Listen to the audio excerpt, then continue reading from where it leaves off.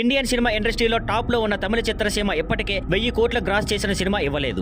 Pan India range లో చాలా సినిమాలు ప్రయత్నించినా ఆ మైలురాయిని తాకలేకపోయాయి. ఇప్పుడు అందరి దృష్టి సూపర్ స్టార్ రజనీకాంత్, లోకేష్ కనకరాజ్ కాంబోలో వస్తున్న కూలీ సినిమా పైనే ఉంది. ఈ నేపథ్యంలో లేటెస్ట్ ఇంటర్వ్యూలో లోకేష్ దీనిపై బహుశా ఇండస్ట్రీలో చాలా మంది ఇవ్వలేని విధంగా అందంగా స్పందించాడు. అతను చెప్పిన దాంట్లో 1000 కోట్లు 2000 కోట్లు అనే 4 అంకెల మంత్రం గురించి మనం ఎంత మాట్లాడుతున్నామో చూసారా? క్రికెటర్ 99 పరుగుల వద్ద అవుట్ అయితే మైదానంలో బ్యాట్ వేసి కోపడతాడు. కానీ ఒక పరుగు తేడాతో సెంచరీ మిస్ అయినా ఆ 99 పరుగుల వల్ల టీం గెలిస్తే అది ఓ పెద్ద విజయమే కదా. అలానే సినిమా కూడా 1000 కోట్లు రావడం గొప్పే, కానీ అదే మన ఉద్దేశంగా సినిమాలు తీయకూడదు. కూలీ 1000 కోట్లు కొల్లగొట్టితే నాకు చాలా ఆనందం, కానీ నేను ఈ సినిమా తీసింది ఆ నెంబర్ కోసం కాదు. మా టీం అంతా కష్టపడ్డాం, ప్రేక్షకులు మంచి సినిమా ఇవ్వాలనే ఉద్దేశంతో పనిచేశాం. ఇది హిట్ అవుతుందా ఫ్లాప్ అవుతుందా అన్నది ప్రేక్షకులే నిర్ణయిస్తారు. ఈ మాటలు విన్న వారంతా లోకేష్ పై మరింత గౌరవం పెంచుకుంటున్నారు. ప్రతి దర్శకుడు భారీ నంబర్ల కోసం పరుగులు తీస్తున్న రోజుల్లో లోకేష్ మాత్రం కథకి నమ్మకంతో నిజాయితీతో పనిచేశాడని ఈ మాటల్లో కనిపిస్తోంది.